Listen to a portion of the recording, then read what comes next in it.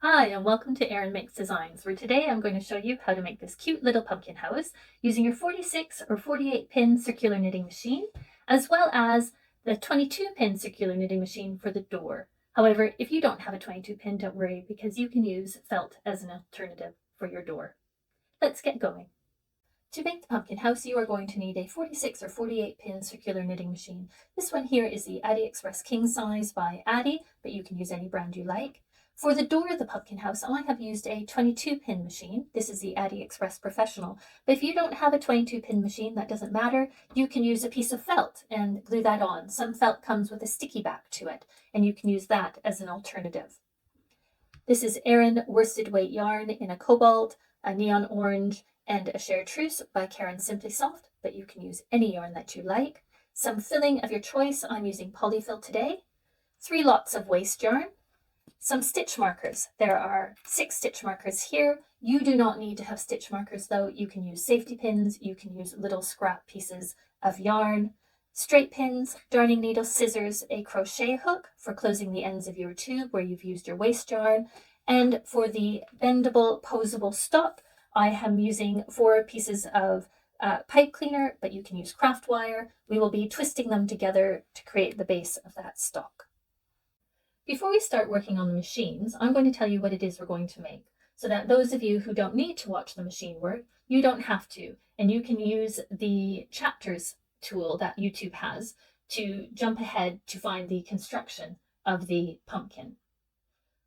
On the 46 or your 48 pin machine, you could even do this on a 40 pin, but on that machine, you are going to create 2 tubes. One that is just like you would use for making a hat, has the basic cast on and cast off, and it is 80 rows in total. I will be putting these row counts down in the captions as well. The second tube you're going to make on the machine is for the stem, and it is cast on and cast off with waste yarn, and a total of 30 rows for the stem. Now, those of you who know how to make a basic hat, you might like to jump ahead to the section where I show you how to do the waste yarn on the machine. But again, that's all in the chapters, and you can find them with the sliding bar. Now, the door of the pumpkin is made using the 22 pin machine, and that has a basic cast on, just like you would with a hat, and a waste yarn cast off. Now, for those of you who do not have a 22 pin machine, you can, instead of using a knitted door, you can get yourself some felt and stitch that on. You could get even the felt that has a sticky back and use that instead. And I think that would look lovely. And you can cut yourself a little window out of the felt, and again, a little round section of the felt for the handle of the door. And then you could work on the little window, because that's not done on a machine with me. So that's an alternative of what you can use. So if you are familiar with the machines and you do not need to watch me make these, you can pause the video here and jump ahead to the chapters that are relevant to you. But for the rest of you, we're going to carry on and work on the machine. But as I said, I'm not going to make this tube on the machine. We will be doing these 2 together. This is 80 rows, 30 rows, 12 rows. When casting on with waste yarn, I always start at my first pin, and then I cast on just like I would with a regular tube, going behind and in front of each pin. Now, I'm not going to make you watch me cast all the way on and knit the entire waste yarn. So you go ahead and do that. You cast on and you knit as many rows as you like to use in your waste yarn row. Some people just use 1, but I don't think for me that that's enough to see for when I am slip stitching the tubes closed once I have it off the machine. So I like to use 5, or even, as I said, just use up the entire ball of waste yarn. So you go ahead and do that, and when you are done knitting your waste yarn row, I will meet you back here. So you can pause the video now. And there we go. I have used up that entire ball of waste yarn. So I will take it off the yarn feeder now and place it inside my machine. And this is where I will get my yarn that I'm going to be using for the pumpkin stem. This is the Karen Simply Soft in Chartreuse, but again, you use whatever yarn you want. And I will put that in there.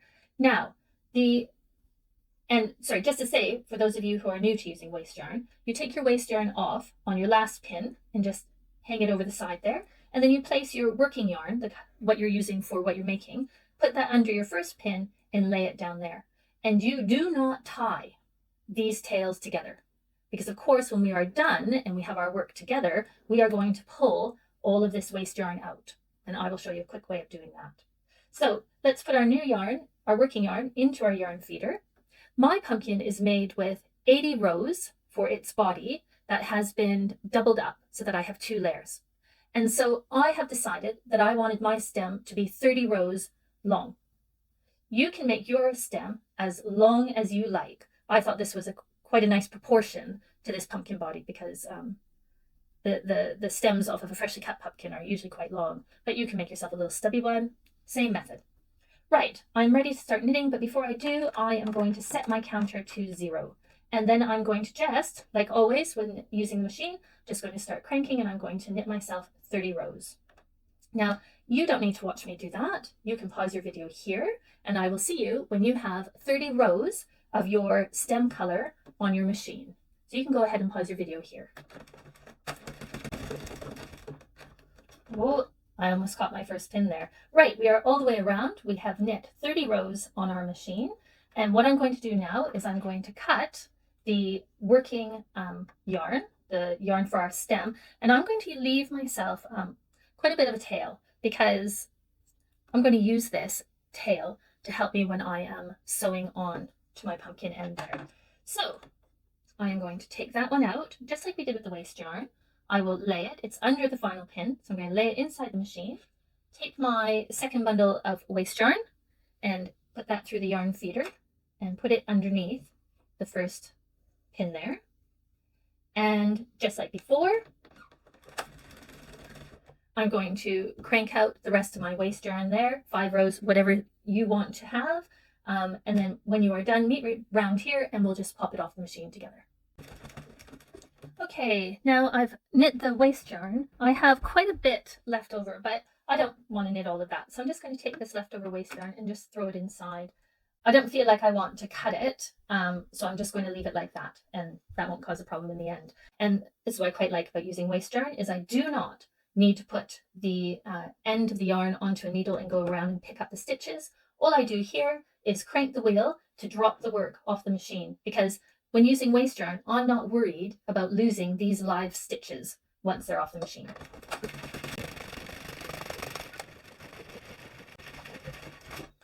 Perfect.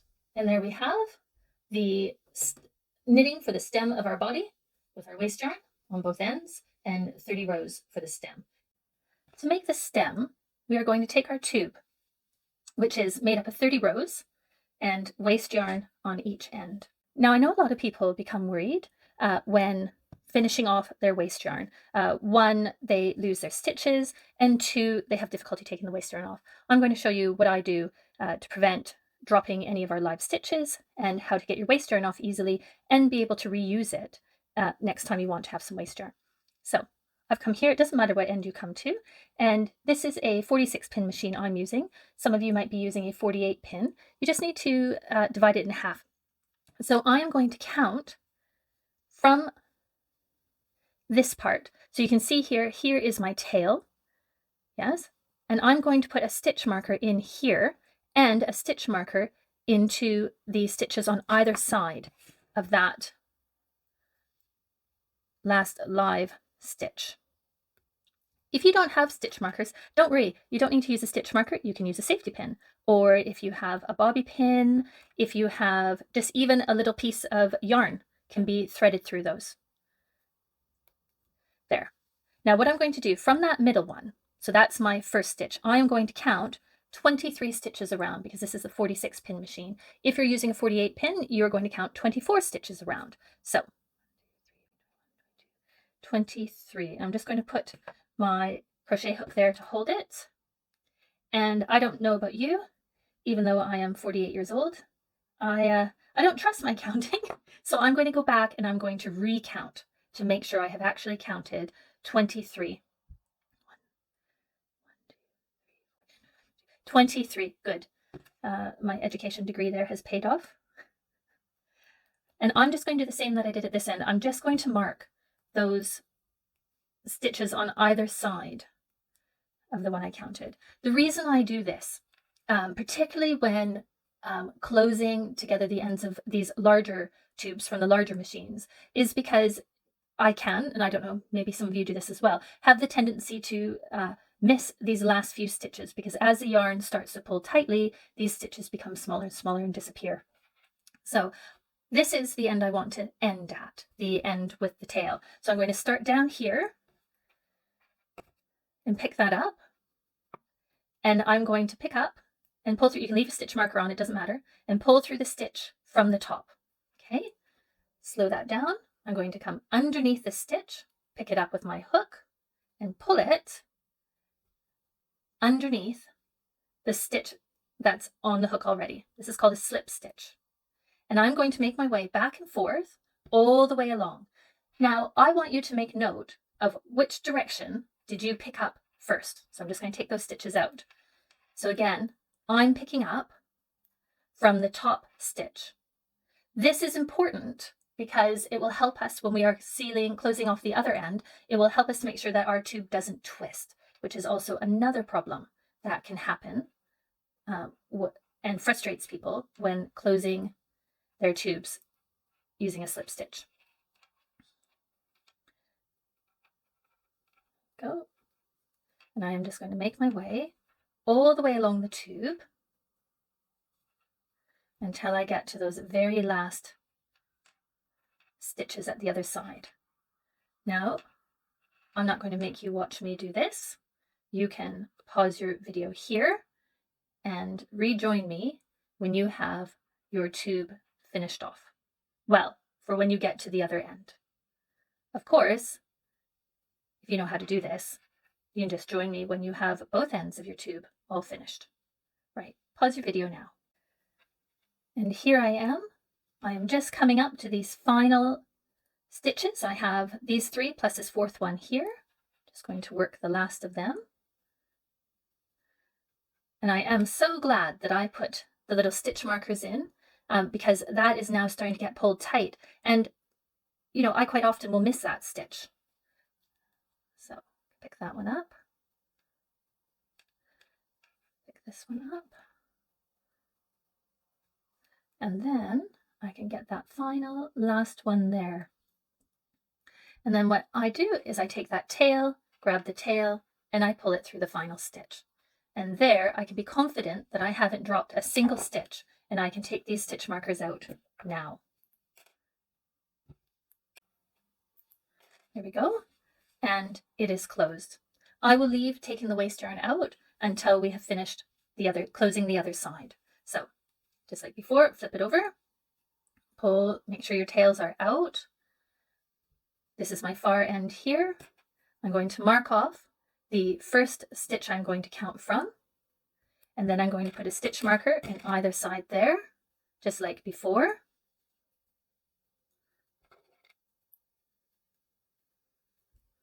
And I am going to count 23 because this is a 46 pin machine, or 24 if you have the 48 pin. 1, 2, 3. I'm going to mark that pin there, and I'm going to double check. 21, 22, 23, perfect. And I'm going to mark each stitch on either side. There we go. The sun is going to come out in full force. I say this in all of my videos. It's going to start distorting that. I'm just going to pause and see what I can do. I had some cardboard I'd managed to put alongside the window there. Okay, so just like before, I'm going to come down because this is where the tail is, and that's where I'm going to end. I'm going to come down here to this bottom middle stitch. Now, remember, I told you, pay attention to the direction you went first. So I went up first. If we look at this, this is where I want my edge to be.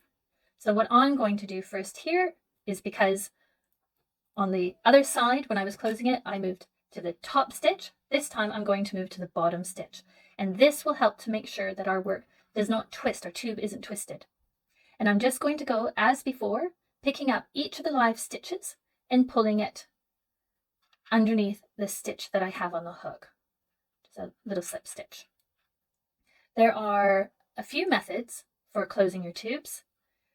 This is the method I use, but you can find them on YouTube.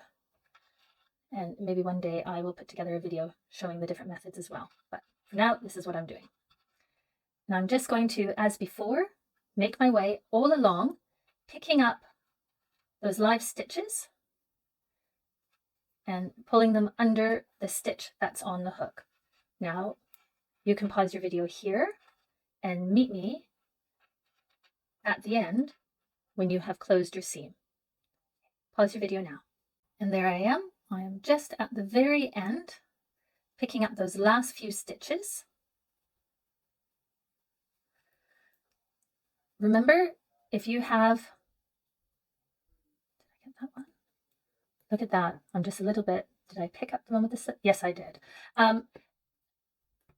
Remember, if you've already closed all your stitches, remember to grab that tail and pull it through at the very end. There we go. A little bit fiddly there as all the stitches become tight. Here's my last one, and on it goes. There we are. And now we have our tube nicely closed without a twist. Now, how do we get this waste yarn off? It's really easy. The cast off end, it comes off no problem. Yes? Always the cast off end leaves live stitches if you haven't picked up your stitches as you are taking it off the machine. And when we use waste yarn, we don't pick up the stitches. We just turn the handle to crank it off the machine. So it's really easy to take off the waste yarn end. And I think where people get frustrated is when they are taking their waste yarn off the cast on end. And I have, after many years of working with these machines, I have come up with a really fast method so that you can save your waste yarn and just continue to reuse it. So that's what I do. I just wrap mine up and I just grab my hook and I pull that underneath. Okay, and I'll just put that away to use another time. And let's get these markers off so we can have a look at our nice closed end. Okay, look at that. All the stitches have been picked up. A nice straight edge. Perfect. Now, how do we remove waste yarn from the cast on edge? Because as you know, when you go to pull that tail, all it does is want to cinch the end closed. It's really easy, and here's what I do. I start on this end, and then I hold the work taut and I pull that tail. And then as I pull it, you can see, I can start to see where that is. And so I'm just going to grab hold of it and pull it out. And again, pull it, and you can see where the tail becomes taut, tight along the work there. Just going to pull it out. And I will make my way around, finding where it is, pulling it out, until all I'm left with are live stitches. And it's basically just like the cast off end, that, where I can just unwind the yarn. And I will show you what I mean. Here I am, just all the way back around to the beginning. I'm going to pull that, and now all I'm left with are the live stitches. And it is exactly like the cast off end, where I can just unwind that waste yarn. And then you no longer have to find yourself cutting your waste yarn to get it off. None of that fighting with it.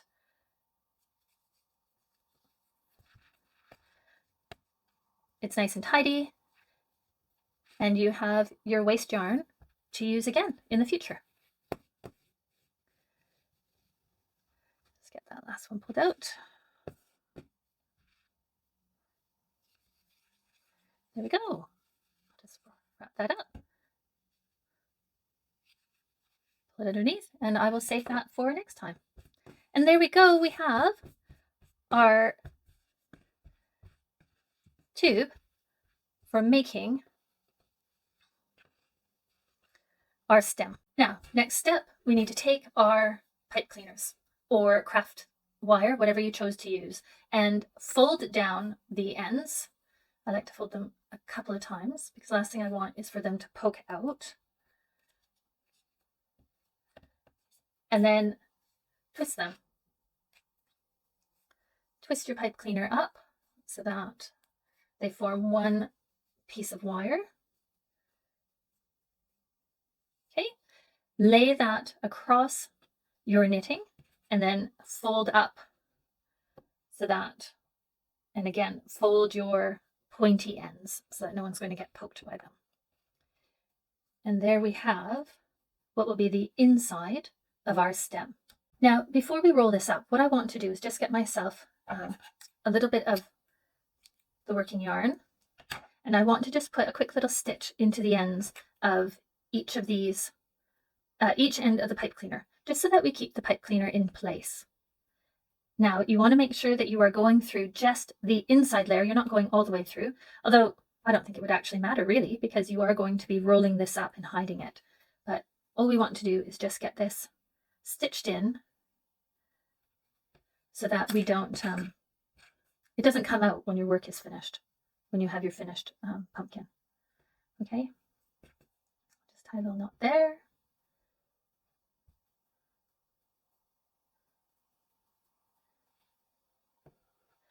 And I'm going to hide these tails.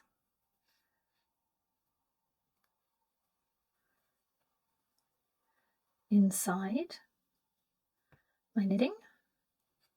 Put that down here.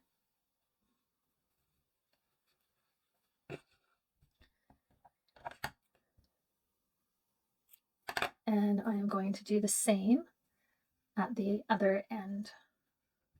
I don't know if some of you, if you know this, but I have a mailing list which you can sign up for. I'll put the link down in the captions. I send out an email every once, maybe every 2 weeks. Right now it's every 2 weeks because I'm quite busy in my personal life.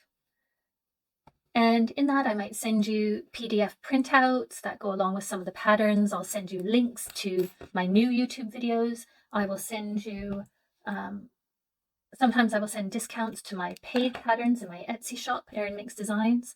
But don't worry, it's not some huge long email, and I'm not emailing you all the time. So that link is down in the captions if you would like to sign up.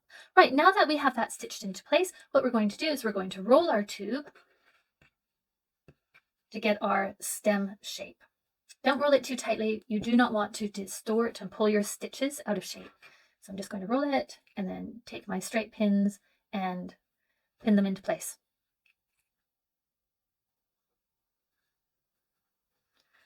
And then we're going to mattress stitch our side closed. When mattress stitching, it's important that you find the column, because we are going to be mattress stitching from column to column. Now, a column of stitches is where you have your stitches on top of one another. A row is when they are beside. Okay, so we're going to be working from one column of this side to the other column of the rolled part. I think you understand what I mean. So I will pop the tail on, and I'm just going to take this pin out.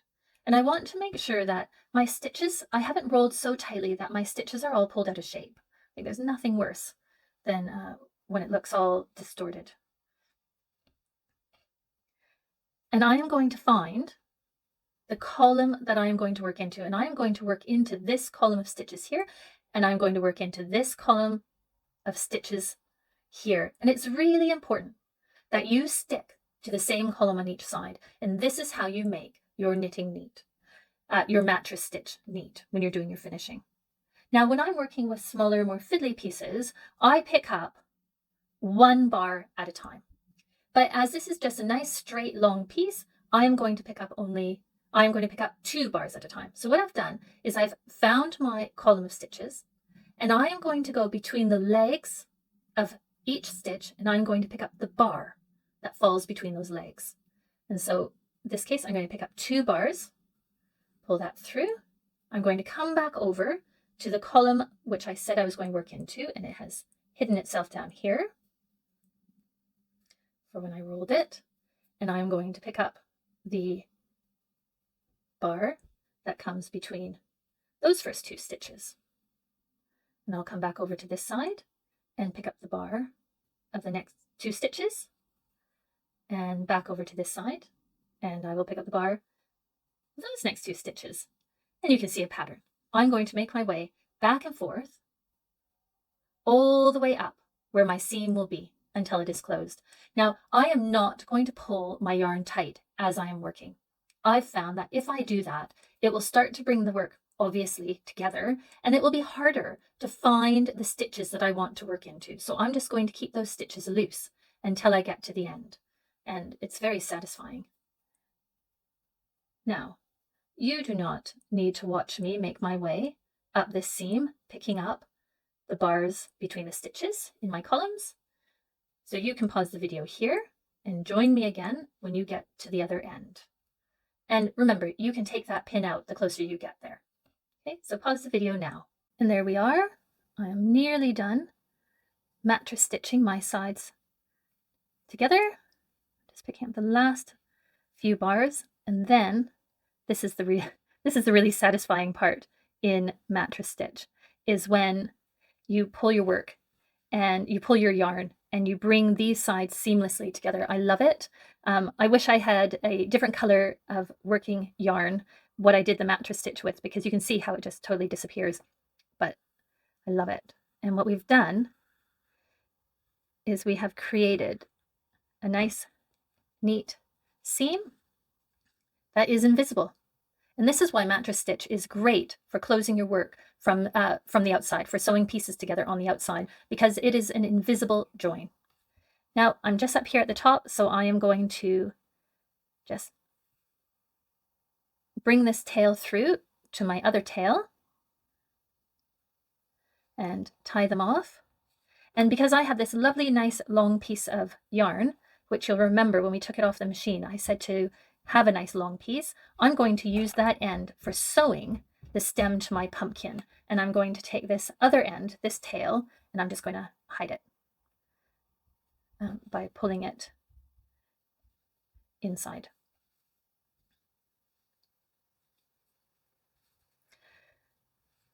And there's our stem ready to be sewn onto the machine. However, we have down here at this end, we can see our pipe cleaner. So all I'm going to do is put a few quick stitches back and forth across the end here to hide the pipe cleaner.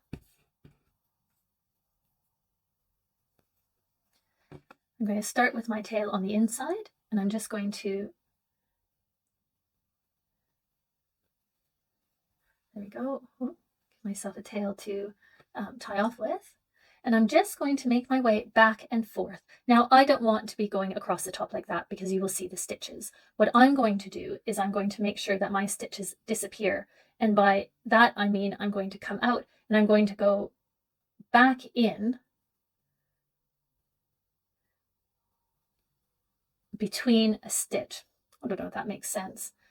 Let's see as I go along if I can make that clearer what I'm saying. So I'm coming out just underneath that seam that we created. I'm just coming out underneath a stitch. And then I'm going to cross over and come back in again underneath the stitches there. And I'm going to pick up some stitches of that inside part of the tube. And again, come out just underneath that row of stitches.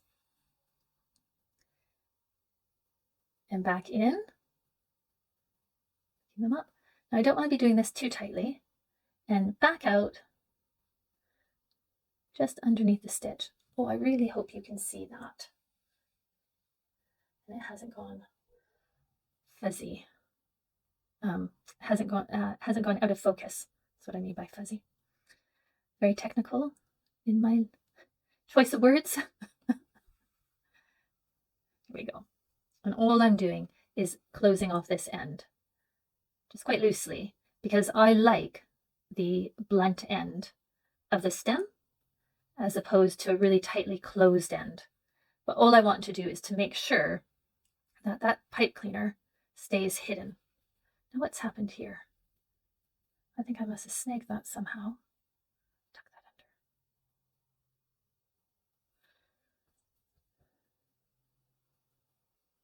And now that I'm at the top here, I'm just going to make my way back down to my tail.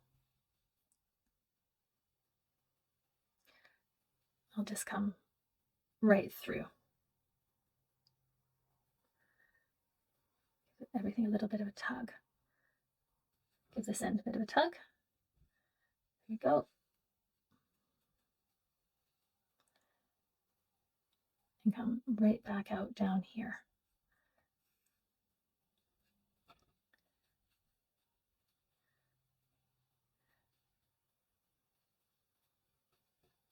There we go. And I'm back at that tail. So let's tie it off.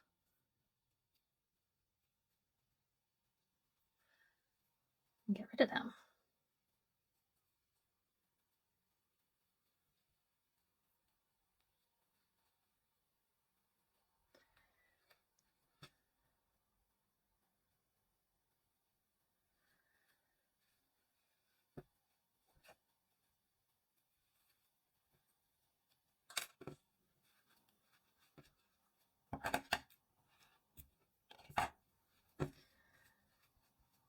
And there we are. So we have the stem for our pumpkin with its blunt end and the end down here, which we don't need to worry about closing off because we're going to be using that end to sew it to our pumpkin. Now let's get on with making the body of our pumpkin. It's really easy to construct. It is just like making a hat. So take your tube, which my pumpkin is 80 rows in total, but you can make your pumpkin any length you like. And of course, then change your stem, the proportion of your stem to match that. Pull your ends tight and tie them off. Now, because we are going to be using these tails to create the ridges, the shape, those bumps of our pumpkin, you want to make sure that you haven't closed this so tightly that you can't fit your needle through. So what you want to do is to close it, but you want to be able to slide your needle through easily. And that just might take some practice in figuring out how tightly you're closing it. And I'm going to tie that off like that. There. Now, normally, I would then turn this inside out so that my tails are hidden. But I'm going to be using these tails. So I'm going to keep them just where they are. And this is where I am going to start to fill my pumpkin. Now I'm using a polyfill today. Sometimes I use a combination of polyfill and yarn scraps, or I use just my yarn scraps. But today, because I want to get a nice uniform shape to the pumpkin, I'm just using polyfill.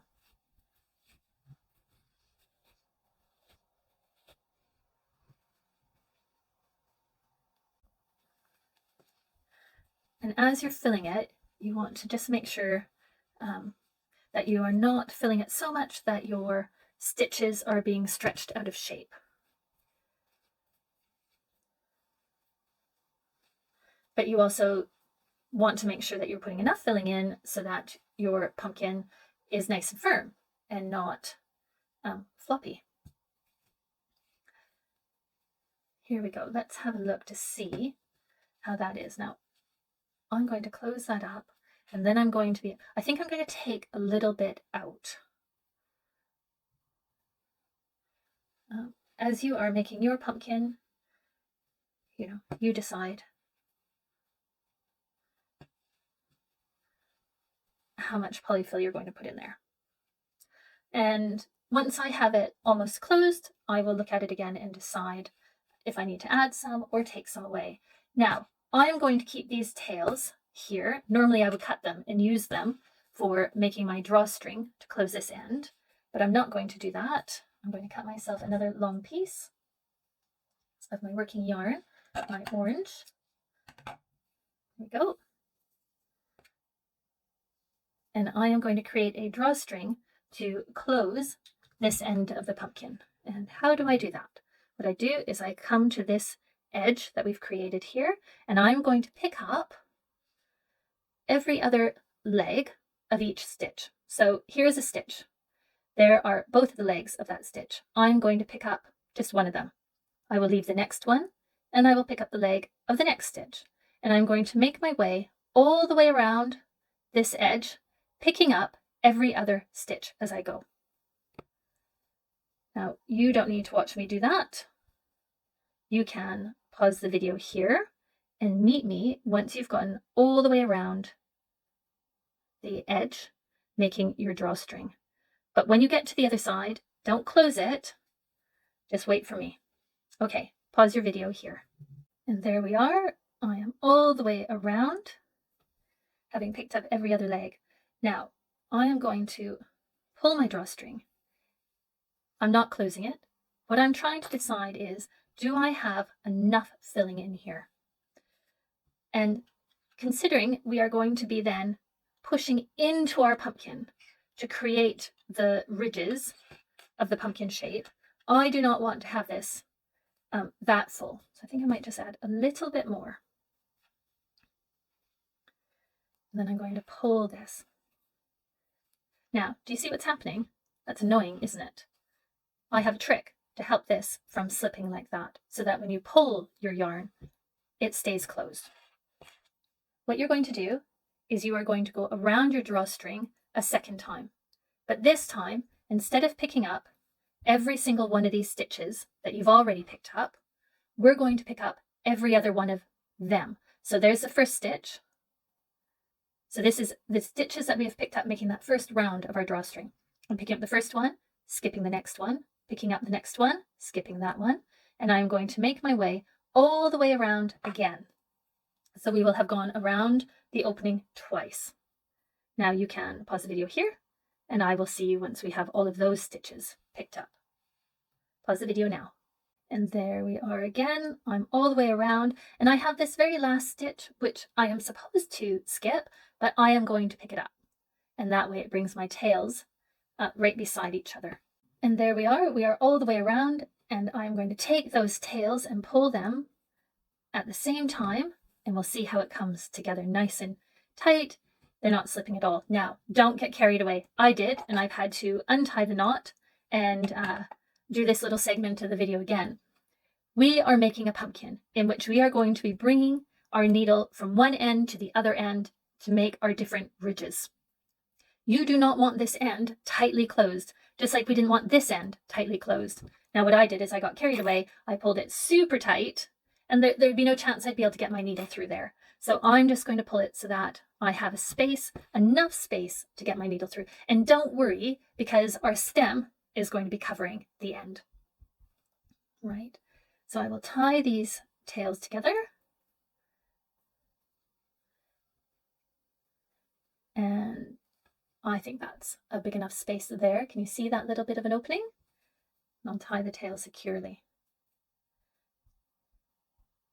There we are. Now, when making your pumpkin, I think when making anything in design, our minds like to see uneven numbers. So, like they say that in display as well, that if you're putting out picture frames or something, try to have an odd number of numbers, a number of picture frames. And so I'm going to be making a pumpkin with 5 ridges on it. What I'm going to do is I'm going to go to one of my ends, it doesn't matter which end, take one of my many tails that I have kept just in case, put them back onto the needle, and then, oh, I can hear my dog outside trying to get in. I'm going to bring the tail and I'm going to wrap it around. And then what I like to do to make sure that the ridges of my pumpkins look nice and neat is I like to find a column of stitches and try to keep my yarn inside that column. Now I'm over to the other side. I'm going to put the needle in through the bottom and bring it back out through the top. This is where I wish I had one of those really long doll making darning needles. I think I'm going to get myself one of those. If any of you have one of those really long needles, can you let me know where you got yours? Or if you have a brand that you like, you can pop that in the comments. I'd really appreciate it. Now that I've come through, I'm just going to pull that tight. And you can see it creates, because I made sure I stuck to the same column of stitches, it's really creating a nice shape there. And then I'm going to, thinking about splitting my pumpkin into fifths. So I think I'm going to, if I bring this one along here, that will be 1, 2, 3. Yes, I think that's good. So again, find a column of stitches in which you are going to bring your yarn down. Come back in the other side and out that end and pull tight. Lovely. And you can see how that's going to work. And I'm going to do the same here. So that means that I will have 1, 1, 2, 3, 4, 5. I think that's good. Come along here. Now I think this is going to be the last one that this tail is going to be able to give me. So when I come out, I'm going to tie it. Now that's come a little bit loose. What I'm going to do is I'm going to grab hold of this one and pull it tight, which will pull that one tight. And then I will pull this one tight. Pardon me. What have I done? There we go. I'll pull this one tight, which will pull that one a little bit tighter. And then I will pull, oh, there we go, that one. And I think that's as much as I'm going to get out of that shape. So I'm just going to tie it to this one here. And I might not have to use the other tails at all, but I always think it's just a good idea to have them just in case. There we go. I'll just throw that to the side. This will definitely be long enough to make my final few ridges. So now I need to put in a final 2. Let's see, that's 1, 2. This one will go here. This will be 3, 4, and that'll be 5. I think I'll move that one a little bit over. Now it's okay if your pumpkins, some of your ridges, the bumps, are slightly larger than the others. You are making something natural, and so therefore it's not going to be perfectly symmetrical.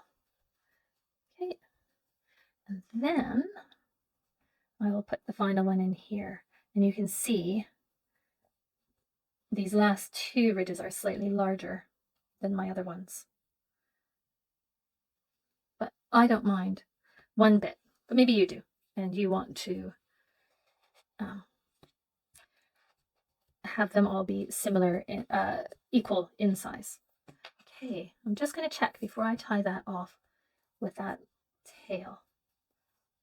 Quite happy with that. Good. Just going to tie that off. There we go. A good knot. Last one, just to be extra safe. And I am going to bring these 2 tails. I'm going to cut them shorter to make them more manageable. And I will bring these 2 tails and hide them inside the pumpkin, and I will do that with the tails on the other end.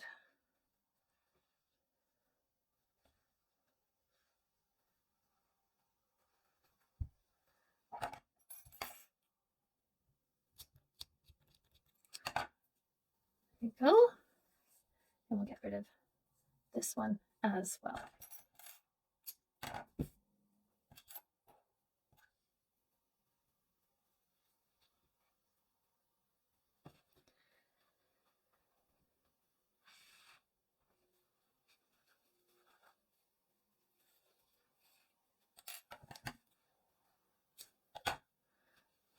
And there we go. We have the body of our pumpkin, and I think that looks really nice. And you can see, because we were careful to make sure that our yarn moved along the same column that stuck to one column of stitches, we have a really nice shape here where our ridges, the bumps of our pumpkin, come together. And the next thing we're going to do is we are going to sew our stem on. Okay, so this is the top side of my pumpkin. You can see the other side is nicely closed. And so this is the side here where there's a larger hole in which I will sew my stem onto, like that. I just want to take this tail and get rid of it. So I'm just going to pull it up and hide it inside. It's not a big deal. I just want it out of my way for when I am sewing.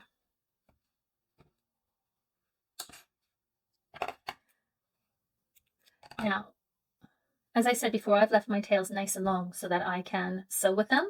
But if you haven't, just cut yourself a nice long piece of your stem yarn, the same color. And then what we're going to do here is we are going to pin. Can you see that? We are going to pin our stem to our pumpkin. And what you want to do is you want to have your nice round shape here of your stem, because it's this outer edge of our stem that we will be sewing. And so when you pin it, that's what you're thinking about, is where that outer edge is going to be meeting with the body of the pumpkin. Don't need to put too many pins in. I usually end up taking them out quite quickly, but it is a very good idea to always pin your work so that you know that you are happy where you've placed something. It's much easier to take pins out than it is to take your stitching out, which I'm sure all of us have done many times. I certainly have. There we go. So I have pinned that all on, and I am ready to begin sewing. And I'm going to be using a mattress stitch again. And what I want to be doing is picking up these stitches, the legs of the stitches from the stem, and sewing them onto the legs of the body. And how do I do that? So my tail begins on my stem, so I'm going to begin by picking up 2 stitches from my pumpkin's body. And the reason I'm picking up 2 stitches is because this piece here is much narrower than what I'm sewing onto here. There are more stitches along here than there are on my stem. So I will pick up 1 stitch for every 2 stitches on my pumpkin's body. I say that, but sometimes I might look at it and think, oh, I just need to pick up 1 stitch. But anyway, what I want to do is come down, so you can see that, and I am picking up not just from the outside layer, because you can see if I pick up just the outside layer, it really stretches. I want to go in and get both layers. And then it gives a much firmer base for attaching the stem. And what I've done there is I've picked up 2 stitches, pull that through, and I will come up here to the stem of my pumpkin, and I will pick up 1 stitch, both legs of 1 stitch. And I will come back down to my pumpkin, and I will pick up 2 stitches, and back up here to my stem, pick up 1, and I'm going to make my way. And as I go, I will pull my thread tight. Unlike when we were doing the mattress stitch on the stem, where I said wait until the end, here we are going to be picking up and pulling as we move around. And so I'm just going to make my way in a curved manner. Of course, you're following the shape of the stem and the pumpkin. Take that pin out, and I'm going to be making my way all the way around. Now, what do we do when we get to this sort of ridge here? That's all right. I'm just going to pick up the stitches from one side of the ridge, and then up to the stem, and then back here. Now, it looks as though my stem, I'm getting much further ahead than where I am on my pumpkin. So that's okay. I'm going to come down and I'm going to pick up 3 stitches from my pumpkin. Yes. And then 1 stitch from my stem. You know, you don't have to stick to the rule I set out at the beginning where I said just pick up 2 on the pumpkin, 1 on the stem. Sometimes you will have to pick up more or less. And you just decide as you are working your way around the pumpkin and your stem. And as you get to each pin, just pop them out. And remember, I told you at the beginning where we're sewing, you want to make sure you're going through both layers of the pumpkin to give yourself a nice stable base so that you are not... so that when you're done, your stem doesn't just pull your pumpkin all out of shape.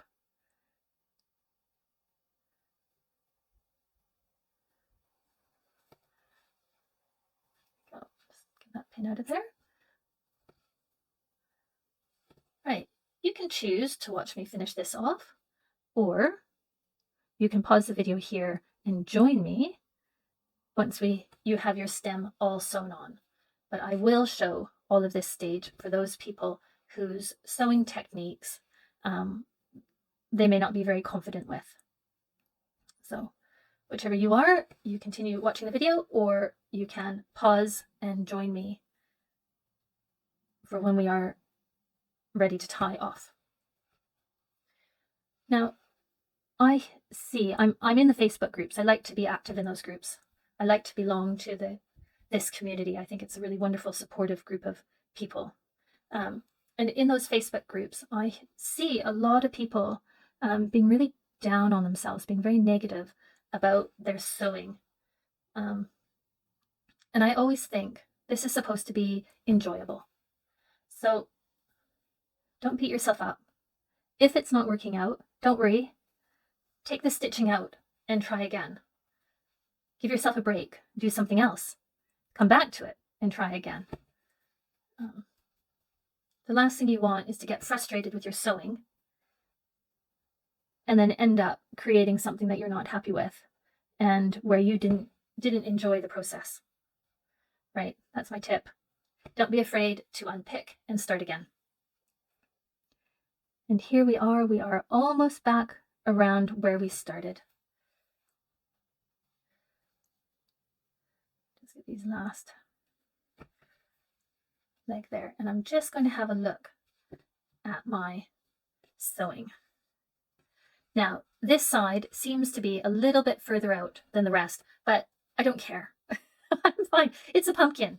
It's not going to be perfect. And when I bend my stem over, I don't think anyone's really going to be noticing that, so I really don't care.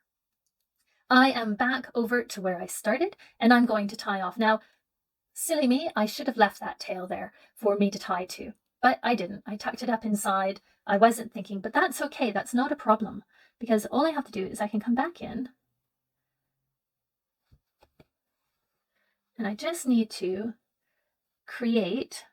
I'm going to go through that stitch again, and I'm going to create myself a tail to work with, in which I'm then going to do I think this is called a slip knot, where I'm just working into, you can see, by coming through the stitch again, I created this loop here. I'm going to bring my tail through it and start to pull tightly, and then I will come through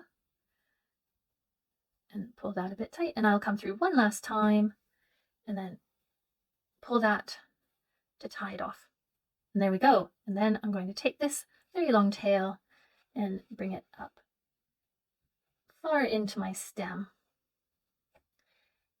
And what this will do is it will pull that knot we just made, it will pull it inside and hide it. And then I can just cut the tail off. And there we go. And there we have our pumpkin with our stem that we can bend and create lovely shapes. There you go.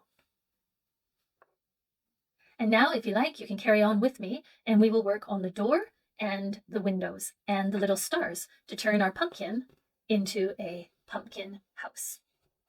As I said before, the door is knit with a basic cast on, just like if you were making a hat, and with a waist yarn cast off.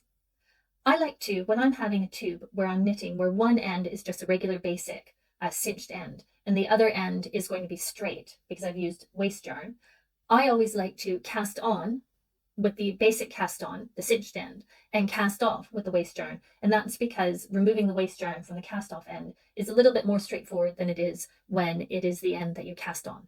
So I'm going to go ahead and cast on with this cobalt, which I think will be a lovely contrast to the orange of the pumpkin. And I am going to knit myself 12 rows. Now, the 22 pin machines always have a common problem with them. And I don't believe that's a fault of the machine. I believe that's actually related to physics.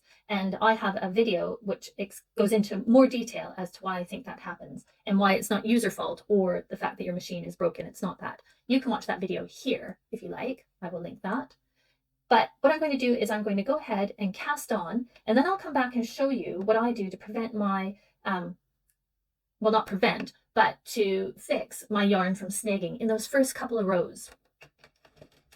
So just like every cast on, we all know how to do that. We go in the front and behind of each pin until we are right around to the beginning. And I'm going to put my yarn back into my yarn feeder and make sure that my machine is set back to 0. Now, as I go around, what will happen is the yarn will start to snag on these little pins. And it usually, for me on this machine, happens around the 5th pin.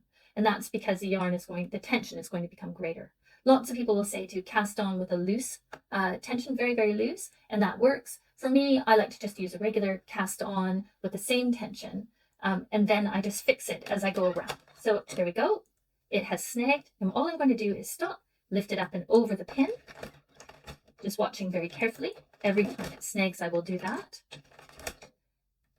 I'm using Aran Simply Soft, which is quite a loosely wound yarn, and so it does snag a bit more than some of the other ones I use. Now this method I do for just the first couple of rows, and then as the tension starts to be spread across all of the needles, I don't have to do it anymore, and I can go ahead, there we go, and I can go ahead and knit as normal. So you are going to knit yourself 12 rows for that door, and I will meet you back here when you are ready to cast off with the waste yarn. There we go, I have knit myself 12 rows, and I am going to cut myself a fairly long tail because I'm going to use this tail when I am stitching the door to the pumpkin. So I want to make sure I have a long length for that. Lay it inside your machine. It is underneath your last pin, and then take yourself your bundle of waste yarn. I reuse my waste yarn all the time. There we go, and I'm just going to crank out some rows of waste yarn. You can pause the video here, and I'll see you when we have our waste yarn on the machine. There we go. Look at that. I got right to the end of the waste yarn. I'm going to take that off, and like before, I'm just going to crank the arm around until we have all of the knitting fall off the machine, because again, like I said before, we're not worried about these live stitches of the waste yarn. And there we go. We have the tube for our door, which is 12 rows with a basic cast on that we can cinch and a waste yarn cast off. The first thing we need to do when making our pumpkin house is we need to finish off our door, which you will remember was we did a basic cast on, we knit 12 rows on the 22 pin machine, and then we did a waste yarn cast off. Just going to pull that tight, and what we're going to do here is we are going to close the ends of our tube. And this is where I can use my same stitch markers I used when closing the ends of the stem. And we are going to use the same method.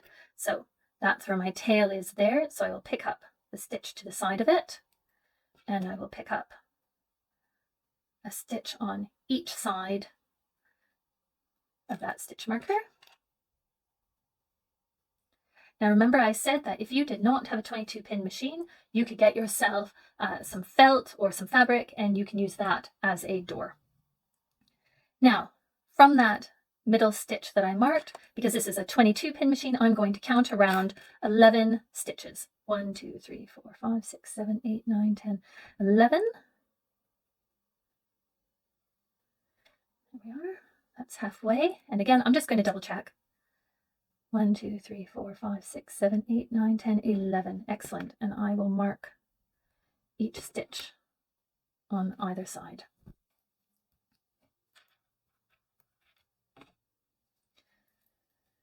And just like we did with the stem, I am going to go all the way along that edge, picking up each live stitch.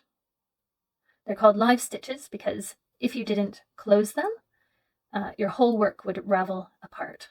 Oh, and what a pain that would be.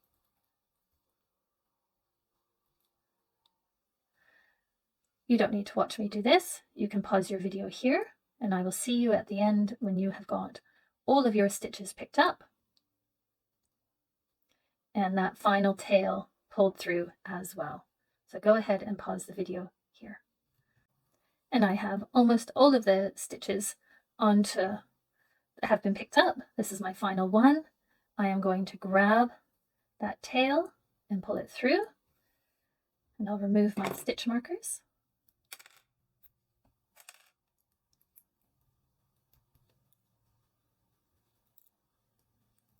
And then I'm going to remove my waste yarn. And you'll remember when we were making this on the machine, I said to put your waste yarn at the end, and that is because it is much easier to remove waste yarn at the end, the cast off end of the project, than it is to remove it from the cast on end.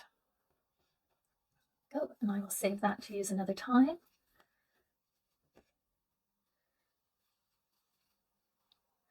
There, and we have the door to our house. And what I'm going to do is I'm just going to weave this tail in a few times to make sure that that end is nice and closed. And then I will hide it.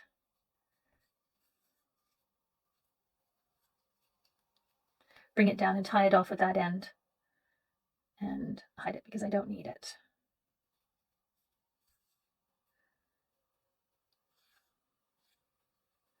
That's how we get the nice curve shape to our door. Right, bring it down here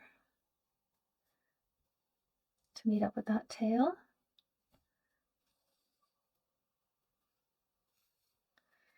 And I will tie it off.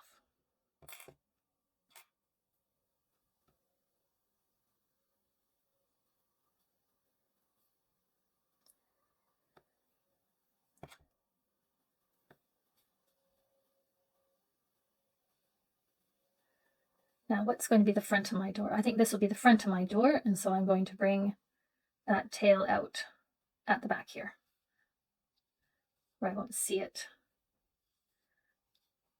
if it pokes out. And there we are, we have the pumpkin door made. Nice and simple. And then I am going to find where I want on my pumpkin for the door to be placed. And I'm going to use one of these nice large ridges to my pumpkin. And I'm going to place it. I'm going to think that I will be looking at it sitting on a shelf. So I will place the door in about that position and take a couple of pins and just pin it on there to hold it in place. And there we go. And then what I'm going to do is I'm going to go around stitching the door to the pumpkin. Just move these out of the way. Feeling a bit cluttered. I'm done with my pins. Use that tail that I have. Again, if your tail is not long enough, you just cut yourself another piece of yarn. What I want to do is I am going to, just like before, I am doing a mattress stitch. I am going to be working up this column of stitches here. Once I get up there, I will move in a curve shape and then back down the column of stitches here and then along the row of stitches at the base of the door there. I don't want to stretch it out at all. And so I'm going to come in and I'm going to pick up, you can see the bars there of the stitch. I think by now we've done a bit of sewing together, you know what we're going to do. And I'm going to come, and on the side of the door, I have a column of stitches there. I am going to come into that column. First one might be a bit messy. You'll see on the next one. I'm going to pick up the bars from the pumpkin, and I'm going to pick up the bar from the door. Now, you can choose to pick up 2 bars at a time, or you can choose to pick up 1 bar at a time. It's up to you. I think I'm going to do a mixture of both, depending on how far along I get on my pumpkin to my door. So, and remember, you don't want, when going from bar to bar like this, you don't want to pull your yarn too tight because it starts to wrap your work over and it makes it hard to see what you're working into.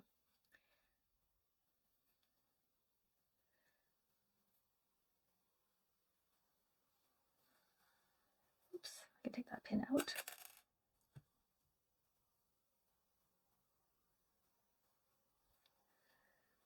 There we go. And I'm just going to get a few more. And at this point, because my door is starting to curve, I'm going to come back into that column I was working in, and I'm going to come up and out the column next to it. This will help me get a nice curve shape. I'm just going to pull that yarn, pull it in. And you can see, look, it makes it, how neat and tidy does that look? Lovely. And I am going to continue, because my column curves up this way, I'm going to continue working into that column on the door, but on the pumpkin, I'm going to be working into the rows of the stitches as I move across the pumpkin in that direction. Now, look, I did it. Because I pulled that in tight, I'm finding it hard to see. Get rid of that pin now. See where my column that I'm working in is. Oh, getting my hair in the shot. There we go. There it is. Where is it? Okay, it's this stitch here that I'm at. So there, I'm only picking up, on that one, I'm only picking up one stitch, or one bar instead of 2 bars. So you just decide as you're moving around. And here, I'm going to pick up now the legs of the stitch instead of the bar. But on my door, I'm still picking up the bars. I hope that makes sense. It should now. And again, I'm going to stick to the same row of stitches. Just pick up a stitch on the pumpkin. And then I'm going to try to work through. Now this is where, get rid of that pin. This is where my work has been all bunched together at the top when I cinched it. So I'm going to come in and try to make my way and come out the column that I'm going to be sewing into. Put that column on the other side of the door. And then again, back into the stitch on that same row. Let's pull it tight and see what happens. There. Oh, look, that's looking so neat. That's doing nothing. I'll get rid of it. Look how neat that looks. Right, you can stick with me and sew and see how I'm sewing the door on, or you can pause the video here and meet me when we're ready to tie at the end. So again, I'm going to find, here's the column that I want to be working in. I'm going to pick up bars there. And I think at this point, I'm still going to pick up a stitch going along that row on the pumpkin. I think this time I'm just going to pick up 1 bar on the door.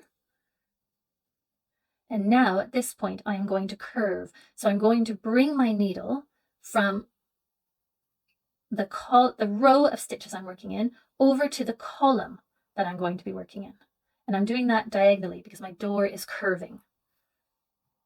Go, come back. At the time I'm making this video, it is nearly Halloween.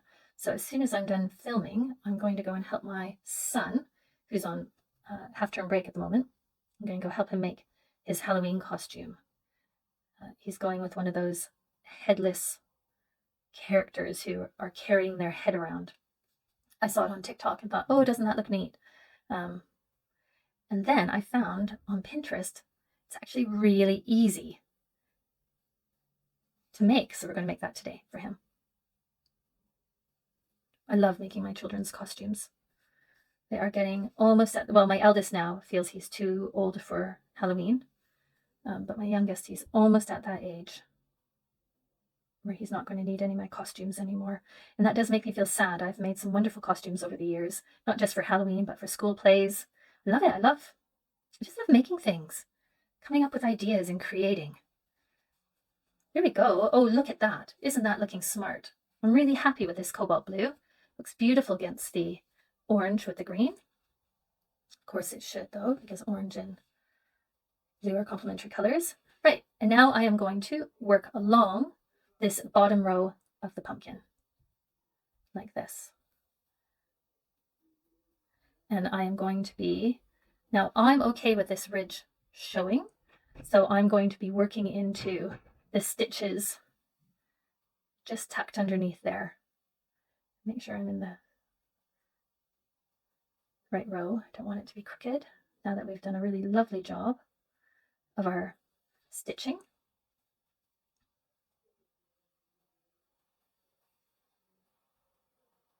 I've been trying to make my videos really streamlined and not showing every single technique from start to finish. And then I was thinking today that actually one of the reasons I started this channel was to help people learn these different techniques that really help to finish off their work. So I thought, no, I will make sure that when it comes to the sewing today, that I am going to show that all the way through for those of you who want to see it. So I hope that is helpful. And then I'm on my very last stitches there of the door. And of course I did it again. I got rid of that tail. I should have kept that tail for sewing off, but that doesn't matter. We'll do the same thing we did on the pumpkin or on the stem. We'll create a slip stitch to close off our door. So I'm going to do the exact same thing I did with the stem. I'm just going to come inside here, that's underneath where I won't see, I'm going to create, let's pull that tail through. I'm going to create a loop and bring my needle in, pull it a bit tighter, do it again, pull it a bit tighter. The reason I'm doing it tight bit by bit is because if I leave it all loose and then I pull to bring the slip stitch together right at the end, I've always found I get the knot kind of up here. So that's what I do. So I've pulled my slip knot tight and I'm going to bring the tail in, bring it way over here. And I'm going to pull that and it will pull that knot right inside and hide it.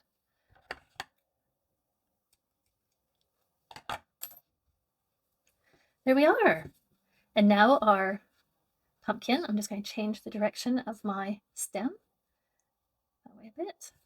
And now our pumpkin has a door. And I'm going to show you now 3 different embroidery techniques. I'm going to show you how to make a rose for the window, a French knot for the door handle, and then I will show you how to do a little bit of weaving over here to create the window.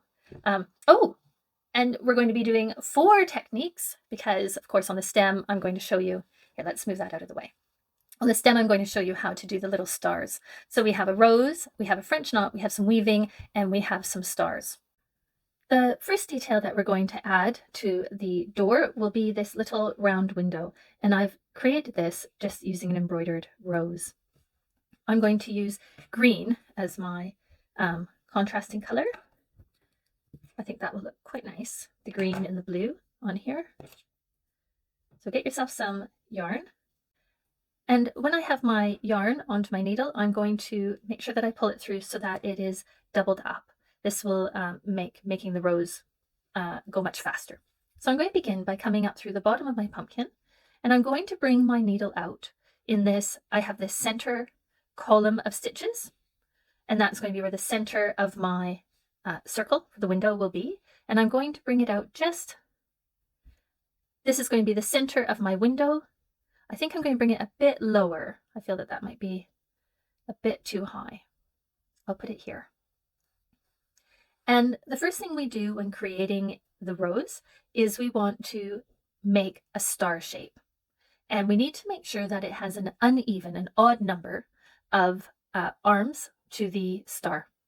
And I'll explain why it needs to be an odd number once we start doing our rings for making up the rose. So I'm just going to come up and put my needle in just above, and that will be the top arm. And I want to bring it out exactly the same spot where I started, back into the center of what will form this star shape. And this is exactly the same way that I make the stars for on the stalk of the pumpkin as well. And then I'm going to have 2 arms that come off in this direction. Now they don't have to be perfect. Just do your best to make them a similar length. There's that one. And I will put a 3rd one just here. And again, making sure that I return to the center each time.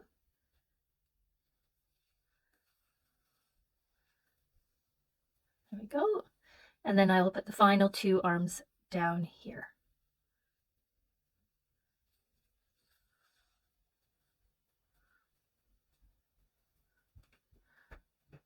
Now, I am not creating a perfect star here. This is going to be completely hidden. This is just going to create the frame for our circle for the embroidered rose. So these arms don't have to be in exactly in a perfect star shape is what I'm trying to say. And I'll just bring this one in here and back out. And then now that I have my 5 arms, all I'm going to do is weave my needle in and out of those arms, going under, over, under, and then over again, under, and over. And you can see this is why we need to have an odd number so that we can have the changing of, now this one I'm going to go over and then under, so that each time you go around, you're going, it changes.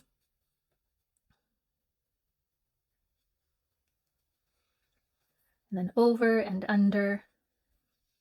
And that is how we make an embroidered rose and how I've made the window on my door. And you just keep going until you have filled. Oh, I've caught some of the yarn there, some of the door yarn, the blue one. And yeah, you just keep going until you are happy with the size of your rows. Now, if you pull the yarn too tight, it will pull your circle out of shape. So you want to make sure that it's not too tight. Oh, again, I've caught some of that blue yarn.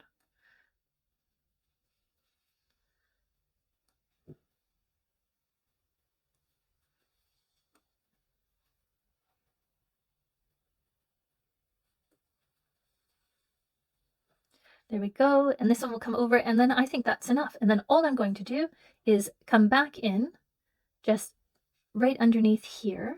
You can see right underneath here. I'm just going to come right back in and come out down here where my starting tail is. And I'll have a look to make sure that that's come through the way I like. Yep, perfect. And I will just tie these tails off. What's happened? Go. Now I'm trying to make sure I don't pull these tails too tightly because I don't want to pull this shape all out of shape. Pull the shape all out of shape. I don't want to pull the window out of shape.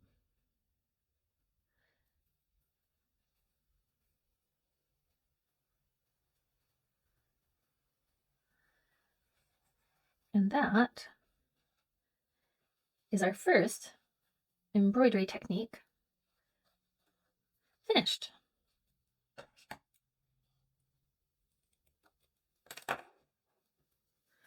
Our door has a nice little window now.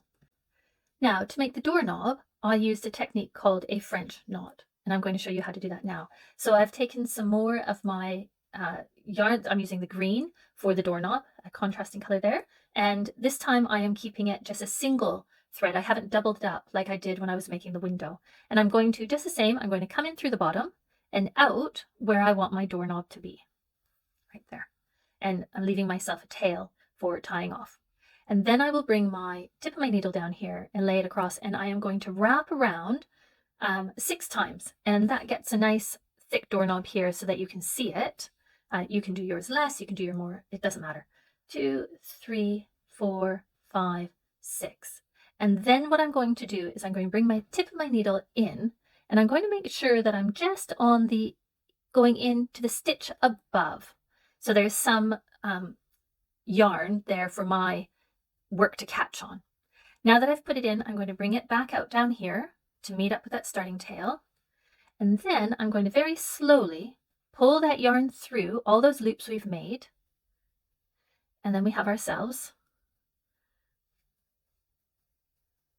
give both ends a little pull. And then we have ourselves our little doorknob made with a French knot. Quite easy. I'm just going to tie that off. Again, don't pull this too tight. You don't want your doorknob there getting pulled inwards.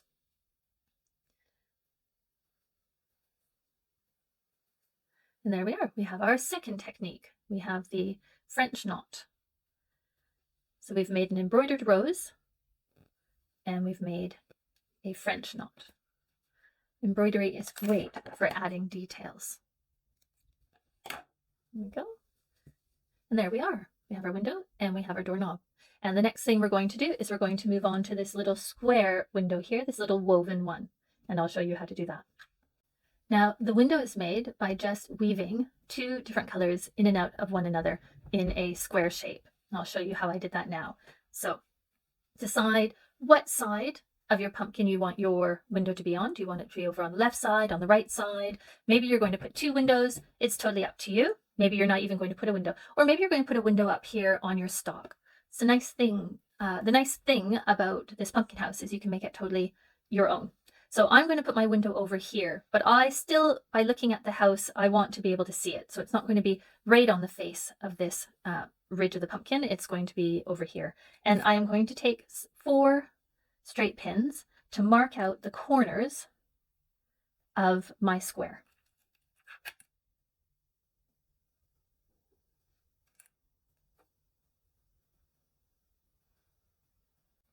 Now that I have my pins in, the next thing we're going to do is we're going to lay down what in weaving terms is called a warp.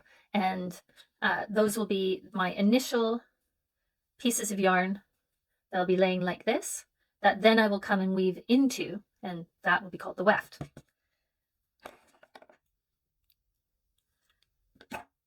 So I'm going to double up because I like the thickness and the texture that having a doubled up yarn has created there.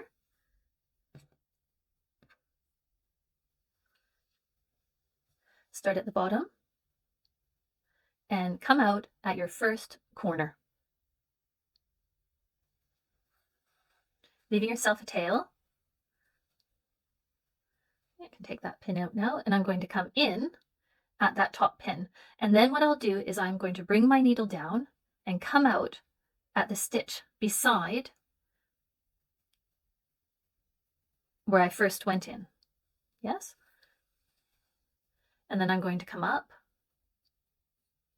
take the pin out now, and come back in the next stitch over. And I'm just going to make my way all the way along, creating my square, creating the warp in which I will weave into. Don't pull your yarn too tight. Give yourself some slack so that you don't start pulling your stitches out of shape. So you can see what we need to do here. You can pause the video if you like, and I will see you once you have all of this first part of our weaving down. So pause the video now. And there we go. We have our last one in.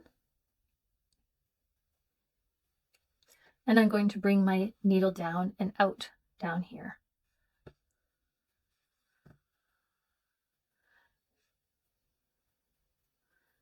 Oops, wrong end.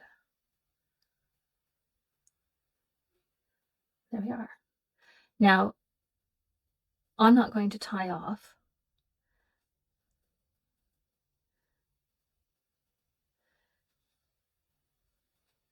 Now, when I look at this, it now looks almost like I have a rectangle. And I think that will make quite a nice window. So I'm going to leave it as a rectangle. But if you had wanted a square and you're not happy with that, you can always just pull out your tail over here and then have a smaller shape to work with. Now, I think I just said I'm not going to tie off. I am going to tie these off now. I no longer need this green yarn. I can move on to the blue and creating what is called the weft, which is just like the word left, but with a W, weft.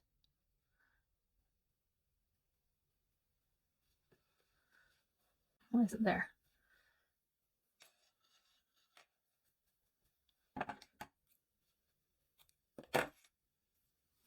Okay, perfect.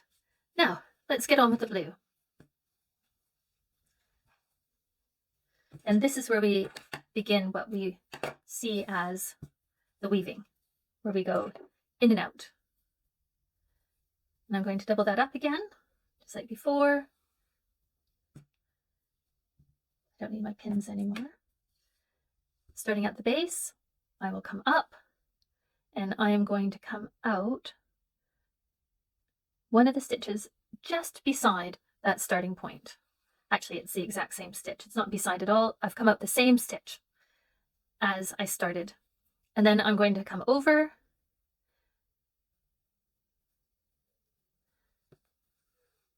and weave. And instead of, I'm not going to come back over because I think that's just going to pull my window out of shape. I am going to come back into that stitch and come out again over here into the next stitch up. So we're working up the column of stitches, whereas before we worked along a row of stitches. So I've come back in a little tight, and this time instead of going over, I'm going to go under, and then over and under and over. When I get to the end, make sure that I'm not pulling everything too tightly. Perfect. I'm going to go back into that stitch that's just one up and come back along, come back out again, the stitch above where I went in last time. Sorry, where I came out last time. And this time I'm going to go over. So you get it. You see what we're going to do. So you can pause the video here and I will meet you when you have finished weaving your window for your little pumpkin house. Okay, pause the video here. And I'm just on my last pass through and I will be all done.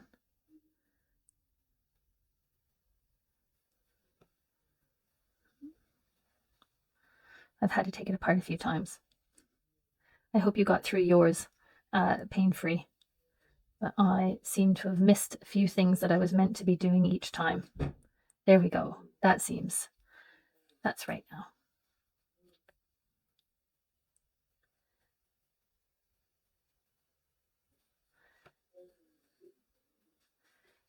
And then I'm just going to bring it in like every other time.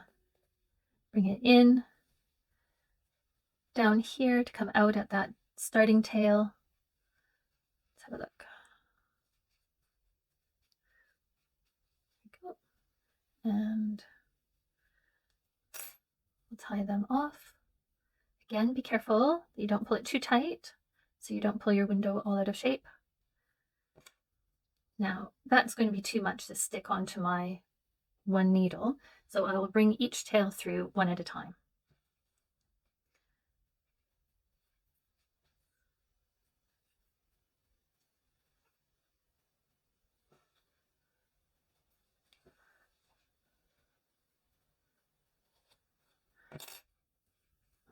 Pull that.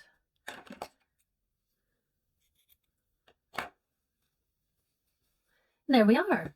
And I can come back through with my darning needle and straighten things out, give it a little more shape back.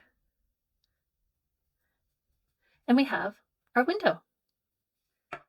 And the final detail we are to add are the stars all around the stalk. And they are made in the exact same way as we made the base for our window, for our embroidered rose. And so all we do is take yourself the yarn that you're going to use for your star. I have made each of mine just a single layer of yarn, but if you want to double up, you can. And it really is just done in any way you want. If you want to do stripes, if you want to do more of a scattered approach like I did, totally up to you. So just like before, start at the back, bring your needle out, which will be the center of one of your stars. And you can make your star, I mean, I've just gone with a 5-sided star here, but I mean, you can make yours have as many arms as you want, or you could even make something that only has 3. So from the middle, come out as long as you want that arm to be, come back in through the center, and then where you're going to place your second arm, come back in through the center. There you go. And then, because I will be seeing this star as opposed to the rose, I am going to try to be more careful about where I am placing each of the arms so that I get that really classic star shape, and making sure that my arms are about the same length when I make each one.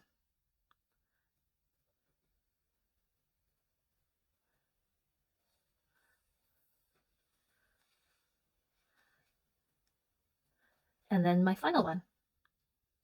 And this time, instead of coming out at the center of the star, I'm going to come out where I want to place my, I'm going to bring my needle out where I want the center of my next star to be. So I'll make a star up here.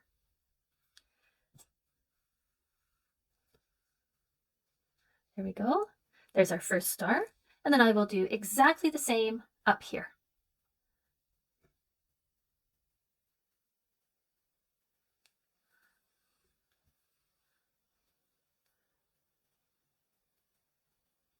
Now, I don't think you need to watch me do all of my stars, so I will let you pause the video here, and I will join you again when we have all of the star details done on our stalk. Then we can sit back and enjoy the pumpkin house that we've made. Okay, you go ahead and pause the video here. And I am just on my last star now. I've really enjoyed designing this pumpkin house. It's been a lot of fun. It's been something I've been thinking about for a while, and I noticed that in our groups I hadn't seen anybody making one in the circular knitting machine community. My apologies if anyone has. I just haven't seen any photos of one. So there we are. That's the last arm. I'm just going to, hope it reaches down here to this tail. There it is. Tie those off. Now this has been quite an in-depth project. I am looking forward to doing a video that's a little bit quicker next time. But I have really enjoyed designing this one and making it and sharing it with you.